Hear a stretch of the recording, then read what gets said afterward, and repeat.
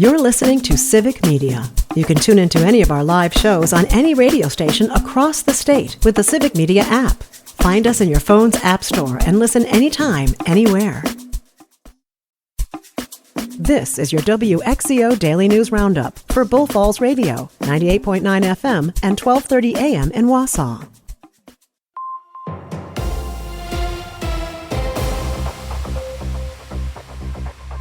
For WXCO News, I'm Brittany Merlot. As the temperatures start to even out, those with the green thumbs count down the days until the final freeze.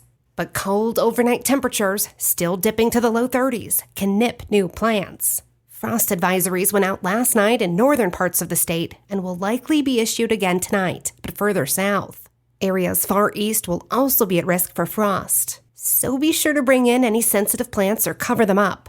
And knowing when to plant and figuring out the final freeze is crucial. Most of the cities in Wisconsin, from the Fox Valley south, have the final freeze May 11th to May 20th timeframe, while areas like Shawano, Wausau, and even Ashland up north, it typically hits a little later, around May 21st to May 31st. And the usual cold spots, like far northeast into Eagle River, Ironwood, and even Hayward, usually wait longer, as early June can often be their last time falling to the freezing mark. And as for the growing season and forecasted rain for it, average amounts are expected, according to the Climate Prediction Center, which would mean from May through July, that's normally about 4 to 5 inches each month. And most gardens usually need at least an inch of rain per week to saturate the soil enough and to get healthy root growth. And Wisconsin Congressman Derek Van Orden says he's pushing for adjustments to a proposal that would force state governments to pay up to 25% of supplemental nutrition assistance program costs. In a letter last week, Congressman Van Orden said any solution must avoid placing disproportionate burdens on rural residents that already struggle with food insecurity issues. He proposed an alternative plan under which state governments would be responsible for paying a percentage of SNAP costs equivalent to their overpayment error rate. A lawsuit in battleground Wisconsin seeks to legalize a once popular practice of fusion voting, where the same candidate could appear on the ballot as nominated by multiple political parties. Lisa Hale explains. All of the votes that candidate receives are combined or fused for their total.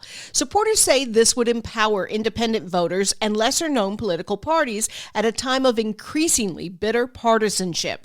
Critics argue it complicates the ballot, perhaps confusing the voter, while also giving minor parties disproportionate power because major party candidates must woo them to get their endorsements.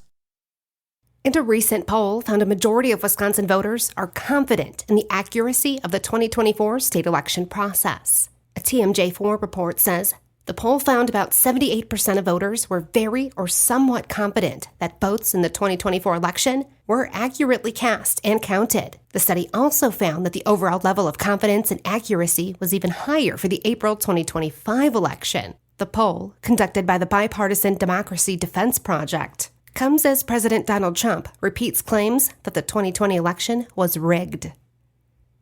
And state Republicans are circulating a number of proposed bills aimed at helping search and rescue dogs and their handlers. The package of bills would give search and rescue dogs the same classification and accommodations as other public service animals, including prohibiting them from being turned away at hotels and making it a felony to frighten, harass, or abuse them. Another would offer their handlers sales tax exemptions for purchasing things like equipment needed to aid in search and rescue operations, which would include GPS collars and other safety gear.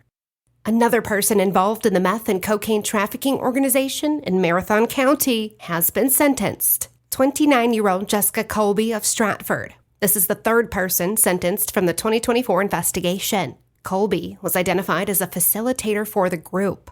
The investigation showed during a 3-month period, Colby assisted in distributing over 50 pounds of meth and more than 13 pounds of cocaine. Following her 30-month prison term, Colby will be on supervised release for 3 years. And the mother of an inmate who died of dehydration and malnutrition at one of Wisconsin's maximum security prisons last year has filed a federal lawsuit alleging guards failed to give him water or his medication.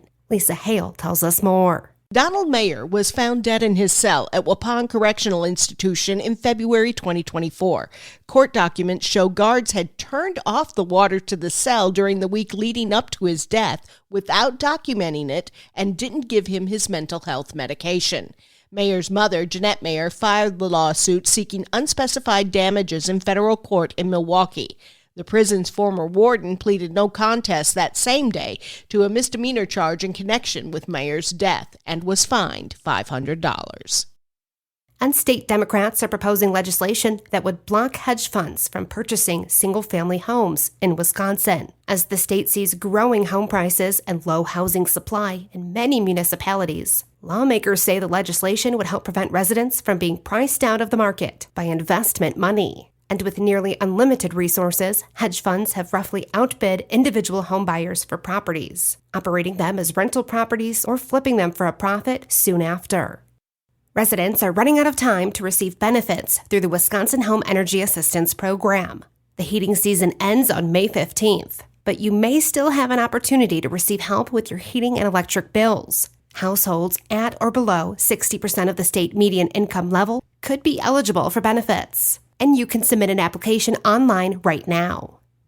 And online suppliers of aquatic animals have been convicted in Wisconsin for ignoring warnings from the DNR and repeatedly shipping illegal invasive species to the state. Lisa Hale has more. 2 national aquatic animal dealers were convicted in 8 Wisconsin counties for shipping illegal and invasive crawfish to schools, residents, and businesses. The dealers are from North Carolina and Indiana. One company was convicted of 20 citations in circuit courts in Barron, Brown, Chippewa, Marinette, Milwaukee, Sauk, Sheboygan, and Washington counties, and the other was convicted of 20 citations only in Brown County Circuit Court. The Wisconsin DNR says non-native crawfish are illegal in Wisconsin due to disease concerns, their ability to outcompete native species, and the substantial cost of restoring infested sites. And Eau Claire officials say residents have been reporting aggressive turkey behavior along trails in recent weeks. The Department of Natural Resources officials say the turkeys are currently in their mating season, causing them to become more aggressive towards residents in the vicinity. Now, the city has explored options for removing the turkeys, but they say the price tag may be too expensive, and harvesting them is not an ideal option. They're advising residents to keep their distance or match the turkey's aggression if approached. I'm Brittany Merlot for WXCO. The Brewers are at 538 games into the season. Hi, I'm Jimmy Kuska filling in for Mike Clemens. With 4 of their regulars starting the game on the bench, Milwaukee fell into an early hole and never recovered Wednesday, losing 9-1 to the Houston Astros. The only scoring for the Brewers, one of just 4 hits on the game, came from this Eric Haas solo home run. Haas, a fly ball into deep left center field, and this ball is gone. The Brewers are on the board on the Haas homer. That call courtesy of FanDuel Sports Wisconsin. Manager Pat Murphy said the Brewers faced a tough pitcher. The story of the game is the kid, for them, with the big shoulders, that kid can pitch. You know what I mean? That kid can pitch. That sinker changeup thing or whatever he's got going, that's really, really good. That kid was good, and he dominated us. Now, we had 4 basic under 1-year service time players in there against him. Murphy said he's frustrated with the lack of urgency that his team had after only being down 3-1 for most of the game. With this adversity and that kind of stuff, I'm not happy by any stretch because we also haven't played great baseball. And again, we've kind of misplaced our edge on a day-to-day basis. There wasn't the win tonight urgency. Milwaukee gets the day off today before playing the Rays in Florida this weekend for a 3-game series. Marquette is adding its first varsity sport since 2013. Women's swimming will become the school's 17th varsity sport and will begin competition in the Big East in 2025-26. It's the first varsity sport added since women's lacrosse 12 years ago. The move comes as the school is moving men and women's tennis and track and field to non-scholarship sports offerings next year. Filling in for Mike Clemens, I'm Jimmy Kuska with Civic Media Sports. On your entertainment beat, I'm Pete Schwaba. While the summer box office has arrived, there are no anticipated blockbusters opening this weekend, but good variety for your viewing pleasure. Juliet and Romeo is pretty much the same story, but filmmakers opted for pop music instead of iambic pentameter. If horror is your game, check out Clown in a Cornfield. Clowns are creepy, as are cornfields. That's an absolute fright fest, and it is pulling a 93% on Rotten Tomatoes. And it wouldn't be the start of the summer movie season without a good action comedy like Fight or Flight. The film stars Josh Hartnett, who plays a secret agent agent trying to restore his rep while being trapped on a plane with other secret agents trying to kill him. Also in the action spy thriller realm is the film Shadow Force, starring Kerry Washington, who plays a spy who is also married to a spy, which breaks the spy rules, so naturally they are in danger and must protect their child. If these films don't get you excited, check out Sinners or Thunderbolts. And if you see any of these films, would love to hear about them on Nightlight next week. Let's go to the movies. Comedian Nate Bargatze might not be a comedian for much longer. Despite selling 1.2 million tickets to his stand-up shows last year, he has huge aspirations beyond telling jokes. He just finished hosting SNL for the second time and will host the 77th Emmy Awards. He has multiple deals in various stages of production, including comedy specials, sitcoms, and films, and wants to develop podcasts, music, and more. Bargatze says everything he produces will be family-friendly. Boring. According to Deadline, Bargatze wants to follow in the footsteps of Walt Disney and create a theme park in Nashville called Nateland. This is getting weird. He says the person who is running Disney now is just a businessman who doesn't care about audiences. The future founder of Nateland says whatever he does moving forward, it will be with the audience in mind. He might actually be more ambitious than he is funny. Remember when Hollywood made straight-up comedies? They might actually be back. Friendship opens in a limited release this weekend and stars Tim Robinson as a man who moves into a neighborhood and tries to endear himself to his fellow neighbor dudes, led by Paul Rudd. I've seen the trailer several times in front of other movies, and it absolutely looks cringeworthy and beautiful. It is currently pulling a 92% on Rotten Tomatoes. There is certainly no rush in making sequels these days. 36 years between Top Guns, 35 between Blade Runners, and 13 between Avatars. Keeping up the trend is the 1999 rom-com 10 Things I Hate About You, which looks like it's getting a sequel 15-plus years later. The obvious title should be 20 Things I Hate About You, but the sequel will most likely be called 10 Things I Hate About Dating, according to People magazine. Director Gil Younger says there will be a nod to the deceased Heath Ledger in the new film. A release is a ways away as they are still writing the script. For more showbiz fun, tune into Nightlight with me, Pete Schwaba, weeknights from 6 to 8 p.m. on the Civic Media Radio Network.